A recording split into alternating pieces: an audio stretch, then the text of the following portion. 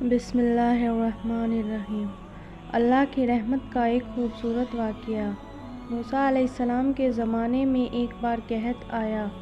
آپ اپنے تمام صحابہ کے ساتھ اللہ کی بارگاہ میں ہاتھ اٹھا کر بارش کے لیے دعا کرتے ہیں۔ اللہ کی جانب سے موسیٰ علیہ السلام کو غیب سے آواز آئی اور کہا کہ اے موسیٰ، آپ کی ایک صحابی نے ابھی تک توبہ نہیں کی۔ موسیٰ علیہ السلام اپنے صحابہ سے کہتے ہیں کہ تم میں سے کون ہے جس نے ابھی تک توبہ نہیں کی، اس لیے بارش نہیں ہو رہی ہے۔ یہ کہتے ہی بارش کا برسنا شروع ہو گیا۔ صحابہ کہنے لگے، اے موسیٰ، آپ نے تو جھوٹ کہا ہم سے، دیکھو بارش تو شروع ہو گئی۔ موسیٰ پریشان ہو کر اللہ سے سوال کرنے لگے، اے اللہ، یہ کیسا ماجرا ہے؟ اللہ تعالیٰ نے فرمایا، اے موسیٰ، جیسے ہی تم نے صحابہ سے توبہ کا ذکر کیا، میرے اس گنہگار بندے نے مجھ سے اپنے گناہوں کی توبہ کر لی۔ روایتوں میں آتا ہے کہ اس صحابی کے منہ سے استغفار کا جملہ نکلا۔ موسیٰ علیہ السلام نے کہا، اے اللہ، مجھے بھی بتا، بھلا وہ کون تھا بندہ؟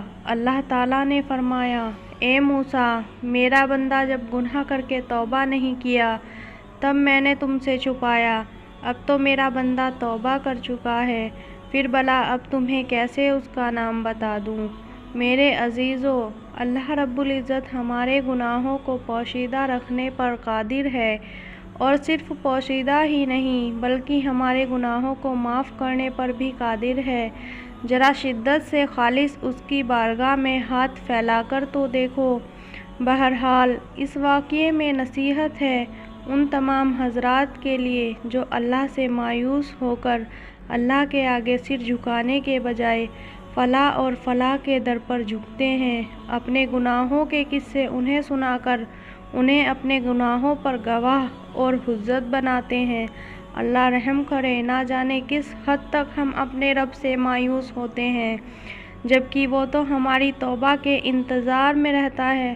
لہٰذا میرے عزیزو، ہمیں چاہیے کہ ہم اللہ سے اپنا رشتہ مضبوط کر لیں اور ہر حال میں اللہ ہی سے سوال کریں، جیسے کہ ہمارے نبی کریم صلی اللہ علیہ وسلم نے ساری زندگی اپنی امت کو تعلیم دی۔